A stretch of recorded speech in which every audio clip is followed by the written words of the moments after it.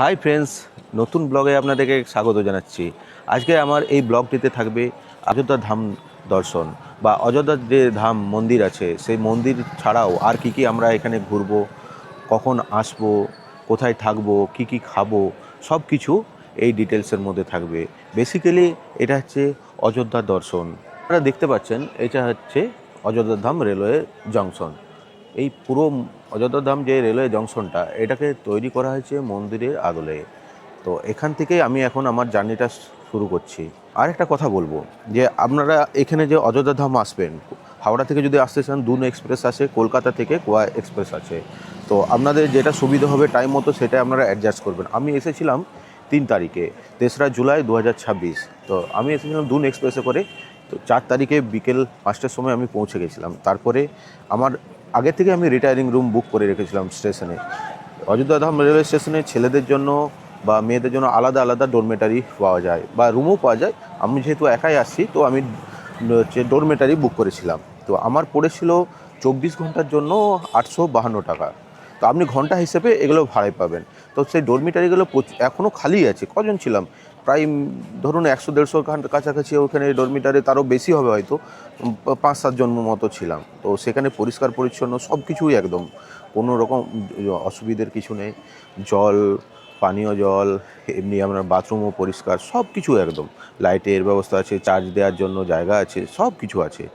তো আপনারা ওইখানেও থাকতে পারেন বা আপনারা অযোধ্যা স্টেশন থেকে যখনই বাইরে বেরোবেন না, তখন ধর্মশালা বা বড় হোটেল থেকে শুরু করে সব কিছু পাবেন। তো আমি চলুন একের পর এক আপনাদেরকে দেখাচ্ছি যে কোন দিক থেকে আপনারা যাবেন, কোথায় কোথায় ঘুরবেন, আগে সেগুলো দেখে নিন। আস্তে আস্তে ধীরে ধীরে ব্লগের যত আগে বাড়তে থাকবে আপনাদের কাছে ডিটেলস আমি সেভাবে আনতে থাকবো। আপনারা যখন অযোধ্যা স্টেশন থেকে বেরিয়ে আসবেন তখন বেরিয়ে আসার সাথে সাথে এখানে দেখতে পারবেন যে রামপথ 400 মিটার, শ্রীরাম মন্দির 700 মিটার। তো এখান থেকে আপনারা সোজা হেঁটে একদম যেতে পারেন। সোজা হেঁটে ডান দিকে গেলেই আপনারা একের পর এক সব কিছু পেতে থাকবেন। তো এখানে তাছাড়া আপনারা এই ধরনের টোটো বা অটো এইগুলোতেও যেতে পারেন বা স্পেশাল একটা গাড়ি চলে, তো সেটাতেও যেতে পারেন। যদি কিন্তু না গেলেও আপনাদের কোনো সমস্যার কিছু নেই, কারণ ওগুলো পায়ে হেঁটেই সব জায়গাটা যাওয়া যায়। আর এগুলোতে যদি যান, যদি এখান থেকে সরাইউ ঘাট যান যেখানে সন্ধ্যা আরতি হয়, সেখান পর্যন্ত নেয় 20 টাকা। কিন্তু আমি যাব না, আমি এখন পায়ে হেঁটেই চারিদিকে ঘুরবো। তো প্রথমে আমি যাব রাম মন্দির। তো সকাল সকাল বেরিয়ে তেমন কিছু খাবো না, 1 কাপ চা নিলাম। চা খেয়ে আমি এগোবো মন্দিরের দিকে। আগে প্রথমে রামকে দর্শন করব, তারপরে একের পর হনুমানগড়ি, তারপরে আপনার দশরথ মহল, কনক মহল, তারপরে সরাইউ যে ঘাট আছে সেই দিকে যাব। চায়ের টেস্টটা খুব ভালো। এখানে এসে একবার চা খেয়ে দেখবেন। এখানে চা খেলে যে টাকাটা নেবে এরা 10 টাকা, সেটাতে আপনার কোনো লস হবে না। এখান থেকে বেরোনোর সাথে সাথে আমরা অনেক ধর্মশালা দেখতে পাবেন। যেমন দেখুন হোটেল হনুমান প্লেস, ওদিকে আছে গুজরাটি ধর্মশালা। এইভাবে প্রথম থেকে আপনার স্টার্ট হয়ে যাবে যে এখানে বিভিন্ন ধর্মশালা বা হোটেল এখানে আপনারা পেয়ে যাবেন। তো রেট ধর্মশালাতে কম হবে আর হোটেলে একটু বেশি হবে। তবে 800-1000 টাকা থেকে আপনারা একদিন পিছু আপনারা হোটেল বা ধর্মশালা পেয়ে যাবেন। এবারে যার যেমন কোয়ালিটি তার সেই ধরনের দাম, এটা কিন্তু মাথায় রাখবেন। তো এই স্টেশন থেকে বেরিয়ে আসার সাথে সাথেই দেখবেন বাঁ দিকে একটা রাস্তা বেঁকে যাচ্ছে, এটা ডান দিকে যাচ্ছে। তো আমরা কিন্তু যাব ডান দিক ধরে। দেখুন ওইখানে লেখা আছে দূরি 300 মিটার। তো দূরি 300 মিটার ওই সাইডে হয়ে আমরা এখন যাব। অযোধ্যা ধাম আসার উপযুক্ত সময় হলো শীত, আর গ্রীষ্মকালটা উপেক্ষা করে আসাই এখানে ভালো, কারণ প্রচুর গরম থাকে। একটু হেঁটে আসার পরে আপনারা এই ধরনের একটা সাইনবোর্ড দেখবেন যেখান থেকে রাম মন্দির 100 মিটার, হনুমানগুড়ি 600 মিটার, কিন্তু অ্যারোগুলো দেখুন ডান দিকেই করা আছে। তো আমাদেরকে এখন সোজা রাস্তায় উঠে ডান দিকে যেতে হবে। এখানে দেখুন রাজকীয় শ্রীরাম চিকিৎসালয়, এই যে সোজা শরীর পাচ্ছেন তার ঠিক রাস্তাটা ক্রস করবেন, ওই সোজা গেটের কাছাকাছি যে ডান দিকে আপনাদেরকে যেতে হবে। দিকে বাম দিকে পড়বে সুগ্রীব কেলা। সুগ্রীব কেলা এখন আমি যাব না, এখন আমি যাব রাম মন্দির। এই সোজা রাস্তা দিয়ে হাঁটবেন, একটু হেঁটে গেলেই আপনার বাম দিকে রাম জন্মভূমি, রাম মন্দির পড়বে। একটা কথা, আগে যখন সবাই রাম মন্দিরে আসতো তো বহু প্রাচীন সেই বিড়লা ধর্মশালায় থাকতো। তো সেই বিড়লা ধর্মশালা রাম মন্দিরে যে দেখতে পাচ্ছেন মেন গেট, সেই মেন গেটের কাছেই হচ্ছে বিড়লা মন্দির বা বিড়লা ধর্মশালা। এখানে এসেও আপনারা কিন্তু থাকতে পারেন। আর এই দেখুন বিড়লা ধর্মশালা একদম বাঁদিকে রাম মন্দিরের মেন গেট। বিড়লা ধর্মশালাতে সবসময় রুম পাওয়া যায় না, কারণ প্রচুর ভিড় থাকে, অনেক দিন ধরে আসছে তো সবাই, আর প্রচুর বিখ্যাত মানুষের কাছে, তার জন্য সবসময় রুম পাওয়া যায় না। আর আপনারা যখন রাম মন্দিরের মেন গেটে আসবেন তার পাশে এখানে দেখতে পারবেন যে তীর্থযাত্রী সেবা কেন্দ্র। কোনো রকম যদি যাত্রীদের অসুবিধা হয় তো এখান থেকে আপনারা সেই সহায়তাটা পেতে পারেন। সেটা এখানে যে এনাদেরকে বললেই এখান থেকে আপনাদেরকে সহায়তা করবে। এই হচ্ছে রাম জন্মভূমির মেন দ্বার। এদিক দিয়ে এখন আমরা রাম মন্দিরে প্রবেশ করব। এখান থেকে সোজা স্টার্ট হবে রাম মন্দির। স্টেশন থেকে একদম খুবই কাছে, মাত্র 500 মিটার। আপনারা হেঁটেই আসতে পারবেন, আপনাদেরকে কোনো কিছু ভাড়া করারও দরকার নেই, শুধু পয়সা খরচা হবে। যখন আপনারা মন্দিরে ঢুকবেন মাথায় কালা করানোর জন্য আর এই ধরনের বিক্রি হবে, তো আপনারা নিতে পারেন। আমিও নিলাম, কারণ ওদেরও কিছু রোজগারের দরকার, আর এটা পড়লে একটা আলাদা অনুভূতি হয়, তাই আমিও নিলাম। তো এখন আমি গুটি গুটি পায়ে এগিয়ে যাব, ভিডিও বানাতে বানাতে যতদূর পর্যন্ত সম্ভব আমি আপনাদের কাছে সেটা দেখানোর চেষ্টা করব। এখানে দেখতে পাচ্ছেন হুইল চেয়ার সুবিধা, এখান থেকে আপনারা হুইল চেয়ার নিতে পারবেন। তো এখান থেকে যাদের হাঁটতে অসুবিধা হয় বা অসুস্থ বা বয়স্ক, তারা এখান থেকে হুইল চেয়ার নিতেই পারেন। পার্সন হচ্ছে 150 টাকা করে এখানে নেবে। তো এখান থেকে আপনারা হুইল চেয়ার নিয়ে, এই যে দেখুন সারি সারি হুইল চেয়ার সাজানো আছে, হুইল চেয়ার নিয়ে আপনাদেরকে একজন লোক দিবে, সে আপনার ঠেলে নিয়ে যাবে পুরো মন্দির পর্যন্ত দর্শন করিয়ে, আবার ঘুরিয়ে এসে এখানে এসে ছেড়ে দেবে। আর তাছাড়া যদি ভিতর দিকে যায়, আপনারা যাতে যে সুবিধা কেন্দ্র আছে দেখতে পাচ্ছেন, তো সেখানে ওয়েটিং হল আছে। এখানে এই ধরনের পুরো সারি সারি চেয়ার দেওয়া আছে, যাতে হচ্ছে আপনারা রেস্ট নিতে পারেন। হুইল চেয়ার সহায়তা কেন্দ্র থেকে যখন সোজা আপনি গেট দিয়ে প্রবেশ করবেন, একটু আগালেই কিন্তু জুতো রাখার কাউন্টার আছে। চলুন আস্তে আস্তে সেই দিকে যাওয়া যাক। এই ধরনের রেলিং দিয়ে ঘিরে দিয়েছে, তো যাতে লাইনটা মেনটেন থাকে, সবাই ভালোভাবে যেতে পারে, কোনো রকম অসুবিধে না হয়। তো আমিও চলেছি সেই লাইনে, একদম ডিসিপ্লিন মেনটেন করে, কারণ নাহলে এখানে অসুবিধে হতে পারে। যাওয়ার সময় কিছু কিছু মন্দির দেখতে পাচ্ছি, যেই মন্দিরগুলো এত সুন্দরভাবে সাজানো, এত সুন্দর নকশা, যেগুলো ভাবনা চিন্তার বাইরে। একটু এগিয়ে আসার পর আপনারা এখানে দেখতে পাচ্ছেন সাইনবোর্ড লাগানো আছে, লেখা আছে সুগ্রীব কেলা বাম দিকে, শ্রীরাম জন্মভূমি সোজা, আর হনুমানগড়ি মন্দির রাম মন্দির থেকে ডান দিকে। তো আপনারা দেখতে পাচ্ছেন কিনা আমি এখন বুঝতে পারছি না, সোজাসুজি দেখুন রাম মন্দিরের চূড়াটা ব্যাপক দেখাচ্ছে এখান থেকে। আর একটু পরে আমি কিন্তু রাম মন্দিরে পৌঁছে যাব। সারি সারি অনেকগুলো কাউন্টার আছে, তো এখানে যে ব্যাগ স্ক্যানিং হবে, প্রথমে ব্যাগ স্ক্যানিং হবে, তারপরে যাব, তারপরে জুতো রাখবো, তারপরে আমাদের ব্যাগ রাখার একটা জায়গা থাকবে, পরপর প্রসেস আপনাদেরকে দেখিয়ে যাব। তো এখন দেখতে পাচ্ছেন এখানে আমরা যাব, যখন সোজা সোজা ব্যাগ স্ক্যানিং হবে। সোজা এই জায়গাটা থেকে ব্যাগ স্ক্যানিং করে আসার পর এখন যাব জুতো রাখার জন্য। সেই জুতো রাখার পরে আরেকটা কাউন্টার পড়বে যেখানে ব্যাগ রাখতে পারবো। তো চলুন এখন জুতোটা রাখি, তারপরে আপনাদের সামনে আবার আসছি। এখন এখানে কাউন্টারে করা আছে সারি সারি, তো এই কাউন্টারগুলো আলাদা আলাদা নাম্বার দেওয়া আছে। তো এখন যাই যে কোনো একটা কাউন্টারে আমার জুতোগুলো জমা করি, তারপরে আগের দিকে এগিয়ে চলবো। তো এখান থেকে একটু ভিউ আপনাদের জন্য তুলে ধরি।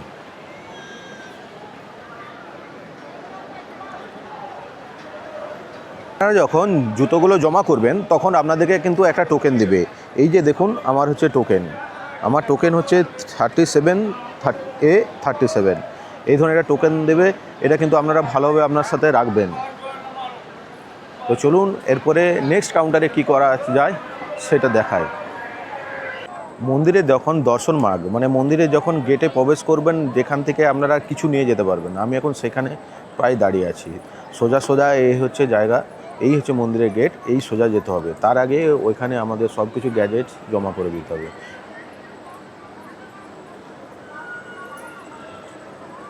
যখন আপনারা মন্দিরের দিকে প্রবেশ করবেন বা গ্যাজেট রাখার জায়গার দিকে যাবেন, তার আগে দেখতে পাবেন জলের ব্যবস্থা করা আছে, তার আগে থেকে শুরু হয়ে যাবে। তাছাড়া আপনাদের এই ধরনের বসার সিট করা আছে, যাতে একটু বসে রেস্ট নিতে পারেন। আর সোজা সোজা দেখলে এখানটা একটু সাজানো হয়েছে, কিন্তু এইখানটা সাজানো হলো, এখানটা দেখানো যাবে না, কারণ চারদিকে তিরপল দিয়ে ঘিরে দিয়েছে। তো এই যে এখানে লেখাই আছে লকার্স 15 to 28, এই যে লকার যাকে বলে, এখানে সব সমস্ত জিনিস লাস্ট আপনারা জমা করতে হবে আপনাদেরকে, তারপরে আপনারা কিন্তু ভেতরের দিকে নিয়ে যেতে পারবেন। আসার পথে যখন বেরিয়ে আসবেন তখন আবার এখান থেকে জিনিসপত্র নিয়ে আপনাদেরকে যেতে হবে। রাম মন্দির দর্শন করতে আসলে আমাদেরকে একদম নিয়মানুবর্তিতভাবে দর্শন করতে হবে, কারণ এখানে কোনো রকম আবর্জনা বা কোনো কিছু ফেলা যাবে না, সব কিছু মেনটেন। আর এটা আমাদের যেহেতু দেশের একটা অন্যতম তীর্থস্থল, তো এটা পরিষ্কার পরিচ্ছন্ন রাখা আমাদের কর্তব্য। আমার রামকে দর্শন করে আসা হয়ে গেছে, রাম মন্দির দেখা পুরোটাই কমপ্লিট। আমার টাইম লাগলো, আমি ঢুকেছিলাম 7টার সময়, আর আমি বেরালাম প্রায় 1-1.5 ঘন্টা পর, 8:30টার সময়। তো আরও বেশি টাইম দেওয়া যেত, কিন্তু টাইম দেবো কি, প্রচুর ভিড়, আর হচ্ছে একটু চারিদিকে আরও মন্দির তোগুলো কাভার করতে হবে, কারণ হিন্দুদের তীর্থস্থান বলে কথা। রাম মন্দির আসবেন, প্রথমে স্ক্যানিং হবে, তারপরে আপনারা জুতো রাখবেন, তারপরে আপনাদের গ্যাজেটগুলো সেগুলো রেখে দেবে, তারপরেও কিন্তু একটা জায়গায় স্ক্যান করে আপনাদেরকে ঢোকানো হবে। ঢোকার পর যে মন্দিরটা আপনারা দেখতে পারবেন, যে চোখটা অভিভূত হয়ে যাবে, যে এত সুন্দর অনুভূতি আসবে সেটা বলার বাইরে। ভেতরে ঢোকার পর আপনারা ঢোকার সাথে সাথে টয়লেট, ফ্রি টয়লেট সব কিছুই পাবেন। তারপরে কিছু কিছু দূরে দূরে একদম যেটা এয়ার কুলার, বড় বড় এয়ার কুলার এখানে রাখা হয়েছে। মন্দির চত্বরটা পুরো মার্বেলের, এবং মন্দির চত্বরের ধারে পিছে পুরো ঘেরে হিন্দুদের যে সমস্ত দেবদেবী আছে বা হিন্দুদের যে হিস্ট্রি, সেগুলোকে তুলে ধরার চেষ্টা করা হয়েছে। আর পুলিশের পাহারা যেমন বাইরে সেমনি ভেতরেও, কোনো যাতে যাত্রীরা অসুবিধায় না পড়ে বা কোনো রকম দুর্ঘটনা যাতে না ঘটাতে পারে কেউ, তো সেইগুলো থেকে পুরোপুরি সাবধান আছে। তাছাড়া একটা কথা বলবো, যে ভেতরে যখন ঢুকবেন, ঢোকার পর জলের ব্যবস্থা সব জায়গায় পাবেন। ভেতরে ঢোকার সময় যেমন আমরা টয়লেট পাবেন ফ্রি, তেমন বাইরের দিকে যখন আসবেন সেদিকেও পাবেন। এই কত যে আছে এগুলো গুনতি করে বলা যাবে না। একটা কথা বলবো, যে পার্কের মতো করে পুরো মন্দিরটাকে সাজানো হয়েছে, সেগুলো তার ক্যামেরার মধ্যে ধরা যাচ্ছে না, ধরা গেলে খুবই ভালো হতো। আর যখন মন্দিরের মধ্যে ঢুকবেন, প্রথমে রামকে দেখতে পাচ্ছেন, তার উপরে কিন্তু রাম সীতার মন্দির আছে। সেইগুলো একটা মন্দিরের সাইড হয়ে, ওই রাম মন্দিরের সাইড হয়ে ওখানে ওঠার রাস্তা আছে, সেখান থেকে আপনারা দর্শন করতে পারেন। আর বেরোবার সময় বসারও জায়গা আছে, বিভিন্ন জায়গায় বেরোবার সময় কেন সব জায়গায় প্রায় বসার জায়গা আছে, আপনারা রেস্ট নিতে পারেন। আর মন্দিরের চূড়োটা কিন্তু একদম সোনার। আপনারা যখন যেসব কাউন্টারে জুতো বা আপনাদের গ্যাজেটসগুলো রেখে দিয়ে যাবেন, সেসব কাউন্টারেই কিন্তু আপনাদেরকে জুতোগুলো বা গ্যাজেটসগুলো নিতে হবে, কিন্তু সেটা ঠিক যেখানে রেখেছিলেন তার উল্টো দিকে এমনভাবে সিস্টেম করা আছে যে আপনাদের কোনো টেনশনই হবে না, কারণ সিস্টেমেটিক সব কিছু লাইন বরাবর হয়ে যাবে, কোনো রকম অসুবিধে হবে না। এখন একদম শেষে আপনারা বেরোতে যাবেন, তখন আপনাদেরকে প্রসাদ দেওয়া হবে, ফ্রিতে প্রসাদ, কোনো রকম কোনো কিছু টাকা লাগবে না। এখানে টাকা নেওয়ার কোনো প্রচলনই নেই। আপনারা যদি নিজেদের ইচ্ছে মতো কিছু দান করেন, ওখানে দান পেটি আছে, সেখানে আপনারা দান করতে পারেন। এই মন্দির দেখে আমি একদম অভিভূত হয়ে গেছি, খুব আনন্দ লাগছে, চোখের জল পর্যন্ত চলে এসেছে।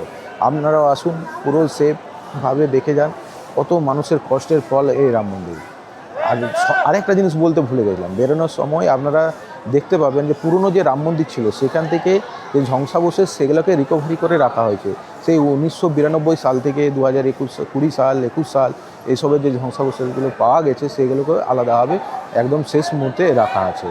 তো রাম মন্দিরটি দর্শন করে বেরোনোর পর একটা কুলফি নিলাম, 50 টাকা পার পিস। তো এত সুন্দর টেস্ট লাগছে যে না খেলে আপনারা বুঝবেন না। আপনারা কখনও রাম মন্দির আসলে যখন এখানে আসবেন, কুলফি খেতে অবশ্যই ভুলবেন না, 50 টাকা লাগুক। যেমন আমি রাধা জন্মস্থান দর্শন করতে যখন গিয়েছিলাম, কীর্তি মন্দিরের ওখানে লস্যি খেয়েছিলাম, সেটা যেমন সেখানে বেস্ট ছিল, এখানে কুলফিটাও কিন্তু বেস্ট।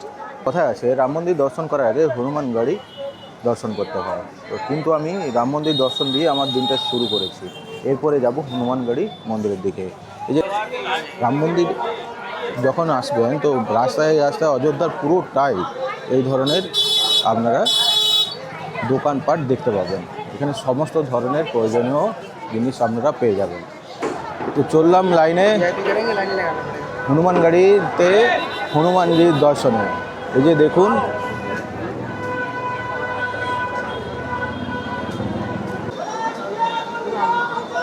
কথায় আছে হনুমান গাড়ি মন্দিরে সব থেকে বেশি ভিড় হয় রাম মন্দির থেকে, কারণ জায়গাটা ছোটো তার জন্য হয়তো মনে হয়, কিন্তু ভিড় সত্যিই হয়, প্রচুর ভিড়। এখানে ভিআইপি দর্শনেরও লাইন আছে, কিন্তু আমি ভিআইপি দর্শন করব না, আমি লাইনে দাঁড়িয়েই দর্শন করব।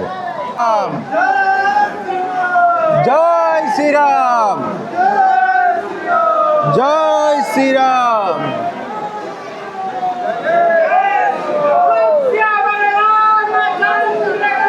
জয় জয় জয়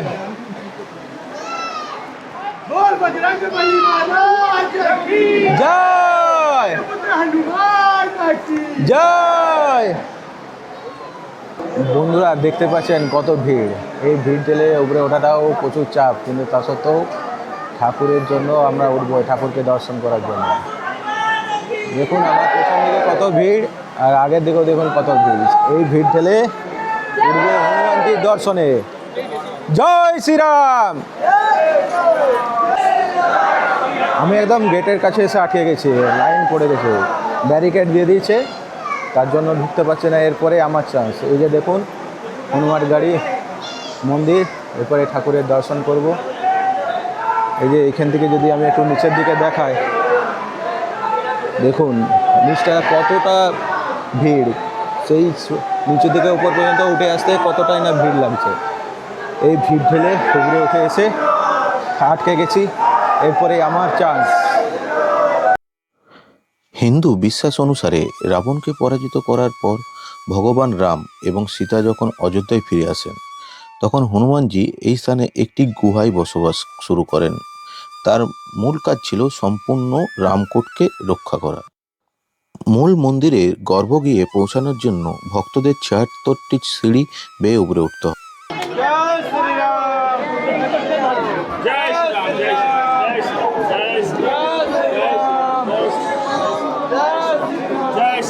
জয় শ্রীরাম, জয় শ্রীরাম। মন্দিরের দেওয়ালে হনুমান চল্লিশার শ্লোক খোদাই করা আছে এবং হনুমানজির মূর্তিতে একটি রূপোর তুলসীর মালা আছে, যাতে রাম নাম খোদাই করা রয়েছে। মন্দিরের ভেতরে হনুমানজির একটি বিশেষ ৬ ইঞ্চির বিগ্রহ রয়েছে, যেখানে তিনি তার মাতা অঞ্জলির কোলে বালক রূপে উপবিষ্ট আছেন। বন্ধুরা হনুমান গাড়ি মন্দির দর্শন করে আসার পর আমার যাওয়ার কথা ছিল আমাবা রাম মন্দির, কিন্তু আমাবা রাম মন্দির আমি এখন যাব না। আমি যাব দশরথ মহল প্রথমে, তারপরে যাব কনক ভবন, তারপরে যাব আমাবা রাম মন্দির। মন্দির খোলার একটা টাইম আছে, সকাল ৬টা থেকে ১২টা পর্যন্ত মন্দিরগুলো খোলা থাকে, ১২টা থেকে ৪টা পর্যন্ত ব্রেক হয়, মানে মন্দিরের গেট বন্ধ থাকে, তারপরে আবার ৪টা থেকে দর্শন শুরু হয়। এখানে সব মন্দিরগুলোর টাইমিং কিন্তু একই রকমের হয়। তাই আমি এখন যাব দশরথ মহল। এই যে সামনে যে সাইনবোর্ডগুলো অ্যারো করে লেখা আছে দেখুন, বাঁদিকে শ্রী রাম জন্মভূমি তীর্থক্ষেত্র, মিডিলে আছে শ্রী চক্রবর্তী মহারাজ দশরথ জি কা রাজমহল, এই সিধা যেটা দেখা যাচ্ছে এটা, আর ডান দিকে আছে কনক ভবন। আমি এখন তাই সোজাসুজি দশরথ জি কা রাজমহলের দিকে যাব। চলুন, দেখুন এখানে লেখা আছে শ্রী চক্রবর্তী মহারাজ দশরথ জি কা রাজমহল। তো চলুন সোজাসুজি যা। বিশ্বাস করা হয় যে ত্রেতা যুগের সূর্যবংশীয় চক্রবর্তী রাজা দশরথ নিজে এই প্রাসাদটি নির্মাণ করেছিলেন। এই স্থানটি কোশল সাম্রাজ্যের রাজকীয় আদালত হিসাবেও ব্যবহার করা হতো।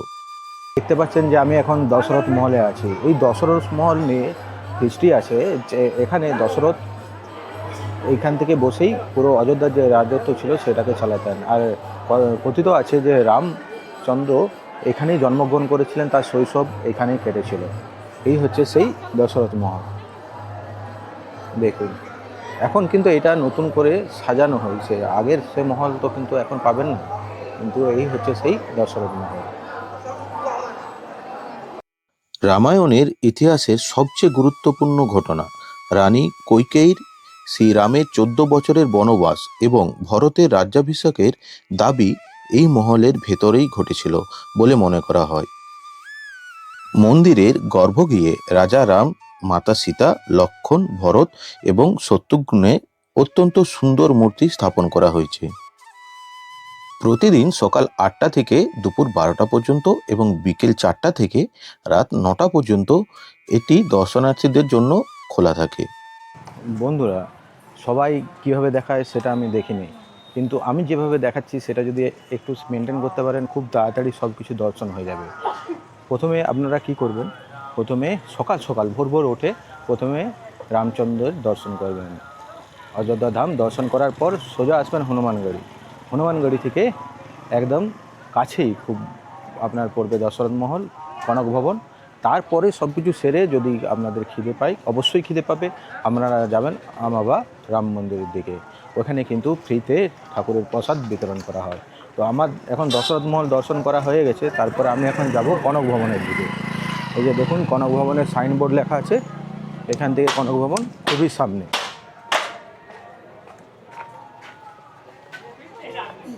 আমি এখন কনক ভবন পৌঁছে গেছি, এই হচ্ছে কনক ভবন।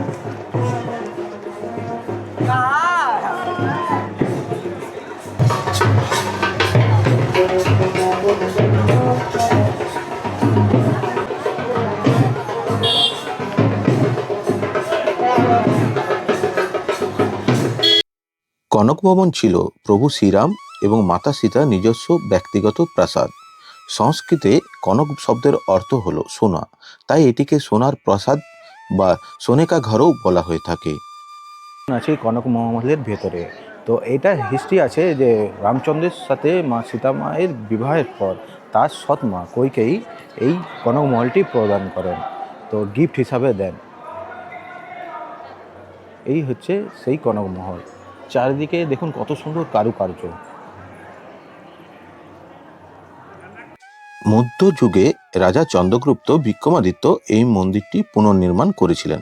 আর বর্তমানে আমরা যে মন্দিরটি দেখি তা 1891 সালে মধ্যপ্রদেশের ওড়চা রাজ্যের মহারাজা প্রতাপ সিং এবং তার স্ত্রী মহারানী বৃষভানু কুনওয়ারি দ্বারা পুনর্নির্মিত হয়েছিল।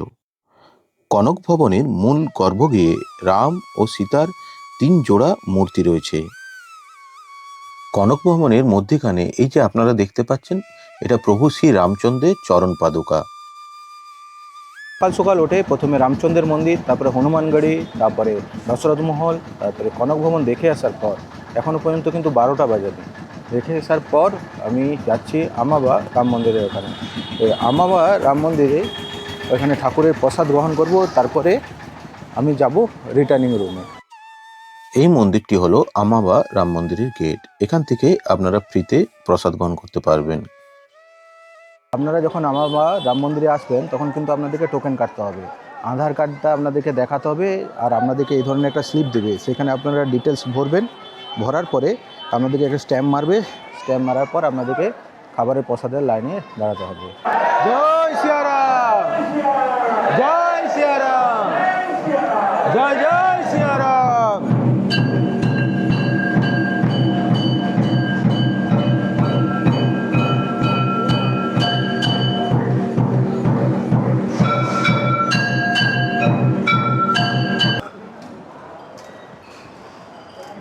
এখন আমি আমাবা রাম মন্দিরে এসে প্রসাদ খাচ্ছি। এই হচ্ছে প্রসাদ। এতক্ষণ ধরে আরতি হলো ঠাকুরের, সবাই দেখুন বসে আছে, মানে জায়গার কিন্তু শর্ট নেই, যত লোক আসবে ততই কিন্তু ধরেই যাবে, কোনো রকম সমস্যার কারণ হবে না। রাম মন্দিরে এখন আমার ঠাকুরের প্রসাদ খাওয়া শেষ হয়ে গেছে। রামের প্রসাদ, মর্যাদা পুরুষোত্তম রাম, সেই তার পুজো দেওয়া প্রসাদ খাওয়া হয়েছে। তো যখন এই আমাবা রাম মন্দিরে ঢুকবেন, তো আগে তো আপনাকে এখানে দেখতে পাচ্ছেন আধার কার্ড জমা দিয়ে টোকেন কাটতে হবে। টোকেন কাটার পর যখন আপনারা ভেতরে যাবেন, ওইখানে জুতো রাখবেন, জুতো রেখে সোজা ভেতরে যাবেন এই মন্দিরের দিকে।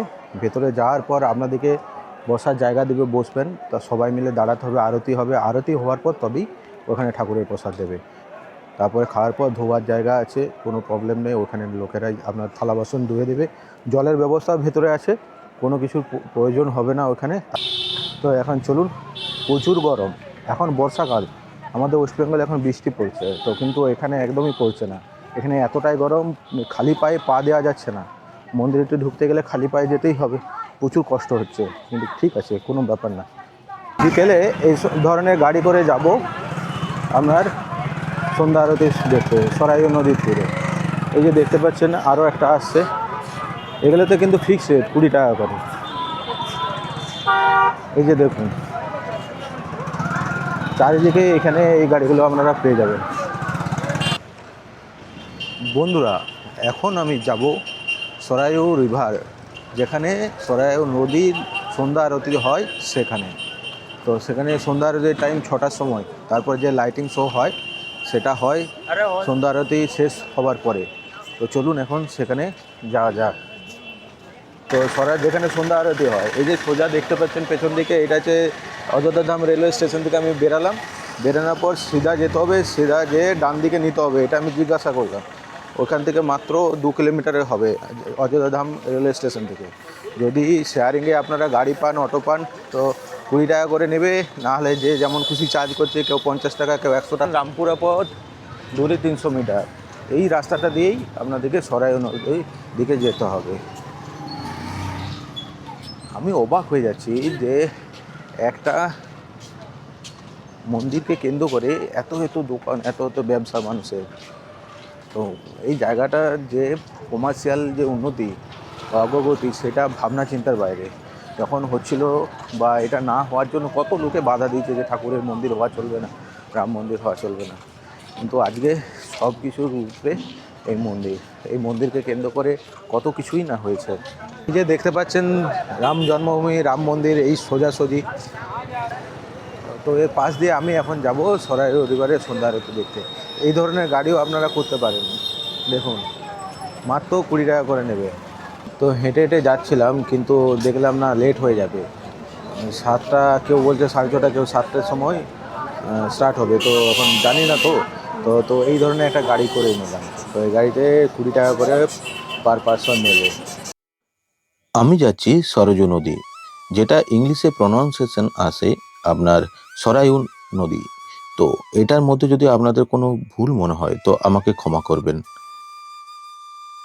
আমি এখন দাঁড়িয়ে আছি লতা মঙ্গেশকর চকে। এই যে দেখতে পাচ্ছেন লতা মঙ্গেশকরকে স্মরণ করে এখানে একটা বিখ্যাত বড় বিনার স্ট্যাচুর মতো করা হয়েছে।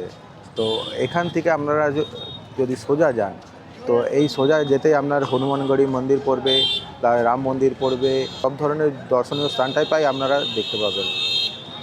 তো লতা মঙ্গেশকর চক থেকে সিধা গেলে এর ডান দিকে দেখুন ইন্ডিয়ার ফ্ল্যাগ উঠছে, আর এই হচ্ছে সিধা রাস্তা। আর এই দিকে আপনারা সোজাসুজি গেলে লতা মঙ্গেশকর চক থেকে যদি ডান দিকে আমরা যান, তো এখান থেকে আপনাদের পড়বে সরাইউ ঘাট, যেখানে সন্ধ্যা আরতি হয়। এখন দাঁড়িয়ে আছি রামকি পাড়িতে, অযোধ্যা রাম মন্দির থেকে একদমই কাছে। অযোধ্যা রাম মন্দির থেকে 2 কিলোমিটার দূরে অবস্থিত রামকি পাড়ি, ওর পাশেই ঠিক সরাইউ নদী, যেখানে সন্ধ্যা আরতি হয় সেটা। তখন আমি রামকি পাড়ি ঘাটে দাঁড়িয়ে আছি। তো এই ঘাটটি রামচন্দ্র নিজেই ব্যবহার করত স্নানের জন্য, আর এটা প্রাচীনকালে তৈরি করেছিল রাজা বিক্রমাদিত্য। এই হচ্ছে সেই রামকি পাড়ি। দেখুন কি সুন্দর দেখাচ্ছে, এখানের ভিউটা একটা আলাদা। আপনাকে কিন্তু উঁচু থেকে এই ভিউটা নিতে হবে। পরে দেখুন সবাই স্নান করতে ব্যস্ত, এখান থেকে স্নান করেই কিন্তু সবাই দর্শনে যায়, এটা কিন্তু মাথায় রাখবেন। তো ওখানে আমাদের অযোধ্যা ধাম মন্দির ছাড়াও প্রায় 5,000-এর খানেক মন্দির আছে। তো সব মন্দিরগুলো তো একসাথে দর্শন করা সম্ভব না। প্যারি শব্দের অর্থ হলো সিঁড়ি। বিশ্বাস করা হয় যে ত্রেতা যুগে ভগবান শ্রীরামচন্দ্র নিয়মিত এই সিঁড়িগুলো ব্যবহার করে সরজু নদীতে স্নান করতে যেতেন। তাই এই স্থানটির নাম হয় রামকি পাড়ি বা রামের সিঁড়ি। এই সেই সরাইউ ঘাট বা সরাইউ নদীর ঘাট, এখানেই কিন্তু সন্ধ্যা আরতি হবে। দেখুন লাইন দিয়ে ছোটো ছোটো বোটগুলো সাজিয়ে দাঁড়িয়ে আছে, এখানে সন্ধ্যা আরতি হবে। এই যে দেখুন ছাতার মতো করা আছে, এখানে সব রেডি করছে এখন। তো সন্ধ্যা আরতি এখানে যে লোকাল আছে যার দোকানে, তারা বললো যে 7:30টার সময়, কিন্তু অনেকে অনেক রকম কথা বললো। এইখানে না আসা পর্যন্ত আপনারা বুঝতে পারবেন না যে কটার সময় আসল শুরু হয়। তো আমিও দেখি ওই বোটে যাওয়ার চেষ্টা করব। তো তার আগে একটু আপনাদেরকে একটু ঘুরিয়ে দেখায়।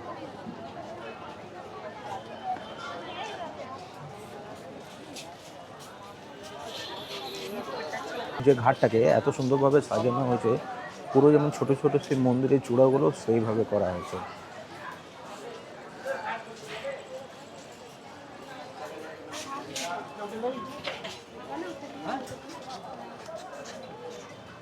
যখন সন্ধ্যা আরতি দেখতে আসবেন তখন দুদিকে কিন্তু হচ্ছে আপনার সন্ধ্যা আরতি হয়। একটা আমি যেখানে প্রথমে দেখালাম, আর একটা হচ্ছে এখানে। এখন এখানে সবাই লাইন দিয়ে বসেছে, প্রচুর গরম তাই পাখা করছে। আর হচ্ছে এখানে কিন্তু সন্ধ্যা আরতি হবে, এখানে খুব ভালোভাবে সাজিয়েছে। পুরো সরায়ু নদীর তীরটাকে এইভাবে বোর্ড দিয়ে ঘেরা। বারাণসীর মতো কিছুটা হয়েছে, কিন্তু বারাণসীতে এর থেকেও ভালো, কিন্তু এখানেও কোনো অংশে কিন্তু কম না। আস্তে আস্তে সব হবে, এই নতুন হয়েছে তো সেটা নিয়ে টেনশন নেই। পৌরাণিক বিশ্বাস অনুযায়ী পরমপিতা ব্রহ্মা নিজের মন থেকে এই নদীর সৃষ্টি করেছিলেন, তাই এর নাম হয় মানসী নদী, যা কালক্রমে সরজু নদী নামে পরিচিতি পায়। ভারতের একটি অত্যন্ত পবিত্র ও ঐতিহাসিক নদী হলো এই সরজু নদী। বিশ্বাস করা হয় ধরাধামে লীলা সাঙ্গ করে শ্রী রামচন্দ্র এই সরজু নদীর জলে জল সমাধি নিয়েছিলেন এবং বৈকুণ্ঠ গমন করেছিলেন। তো এখানটা দেখে অনেকটা সেই আমার হরিদ্বারের কথা মনে পড়ছে। হরিদ্বারে এই ধরনের হতো, কিন্তু সেটা হচ্ছে পুরো গঙ্গার জল বয়ে যাচ্ছে, কিন্তু এখানে সেটা না। এটা একদম ছোটোভাবে ঘাট তৈরি করা হয়েছে, যেখানে নদীর জল আসছে একদম বয়ে চলে যাচ্ছে। ঘাটটা বানানো হয়েছে, মেন নদী কিন্তু এটা না। দেখুন সবাই এখন রাত্রেবেলায় কত স্নান করছে। আর এখন আমরা যাচ্ছি লাইটিং শো দেখতে, যেখানে রামায়ণের হিস্ট্রি যেটা লাইটিং শো করে দেখানো হয়। চালটা এই ধরনের সাদা, দেখুন এখানে লাইটের কাজ শুরু হচ্ছে। এখানেই সব কিছু হিস্ট্রি এইভাবে এখানে লাইটের মাধ্যমে তুলে ধরা হবে।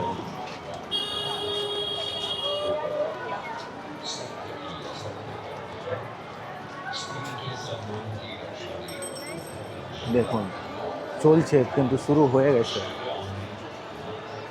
ওই দিক থেকে দেখুন লেজার শো করছে, আর এখানে কিন্তু রামের হিস্ট্রি এখানে বলা হচ্ছে। ওদিক থেকে দেখলে মনে হয় ভালো হয়।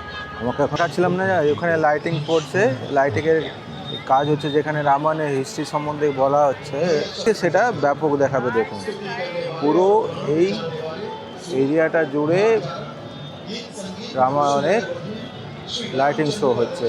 এই লাইট শোটা হয় রামকিপাড়িতে, আর সরায়ু ঘাট এখান থেকে মাত্র 100-150 মিটার, ওখানে হয় সন্ধ্যা আরতি। তো আপনারা প্রথমে সন্ধ্যা আরতি দেখবেন, তারপরে আসার সময় এখানে লাইট শোটা দেখে তারপরে আপনারা আপনাদের হোটেল বা যেখানে যে ভাড়া নিয়েছেন সেখানে যাবেন। যখন স্নান করবেন তো সেখানে আপনাদের চেঞ্জের জন্য এখানে বিভিন্ন ছোট ছোট দেখুন তাঁবু করে দিয়েছে। তাছাড়া এখানে বাচ্চাদের খেলনা, মানে বাচ্চারা যাতে এনজয় করতে পারে, তারা যাতে না বোর হয়, তার জন্য এই ধরনের ছোটো ছোটো গাড়ি ভাড়াতে পাওয়া যায়।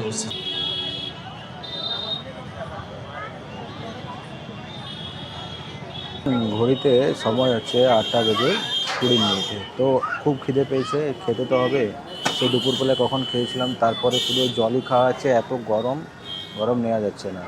তো আমি অর্ডার দিলাম একটা সিম্পল থালি, যেটা দাম নেবে 120 টাকা। তার মধ্যে আছে কী দেখুন, 4টে রুটি দিয়েছে, ভাত দিয়েছে, তার সাথে ডাল দিয়েছে, একটা আলু মটরের সবজি দিয়েছে, আর একটা আলু আর কি সব সবজি দিয়েছে বুঝতে পারছি না, আর পেঁয়াজ দিয়েছে, তার সাথে একটা জলটা কিন্তু এক্সট্রা করে দাম পড়লো। আর আমি কোথায় বসে খাচ্ছি দেখবেন, আমি খাচ্ছি এই দেখুন লতা মঙ্গেশকর চক, একদম তার ঠিক পাশে। এখানে সারি সারি যে হোটেলগুলো আছে, এখানে আপনারা খেতে পারেন, যেটা আপনার দামের মধ্যে চলে আসবে। বিশাল কিছু যে দাম সেটাও না, দামিও আছে, কম দামিও আছে, যেটা আপনার ইচ্ছে সেটা খেতে পারেন। আমার অযোধ্যাধাম ঘোরা এবং প্রভু শ্রী রামচন্দ্রকে দর্শন করা হয়ে গেছে। যতটা সম্ভব আমি পেরেছি আপনাদের কাছে তুলে ধরার চেষ্টা করেছি। ব্লগটিতে যে সমস্ত তথ্যগুলি আমি দিলাম, যদি আপনাদের সেগুলি ভালো লেগে থাকে তাহলে আমার ভিডিওটিতে লাইক, কমেন্ট, শেয়ার করতে ভুলবেন না। আশা করি ভালো থাকবেন, সুস্থ থাকবেন, আর মাঝে মাঝে আমার ব্লগ দেখতে থাকবেন।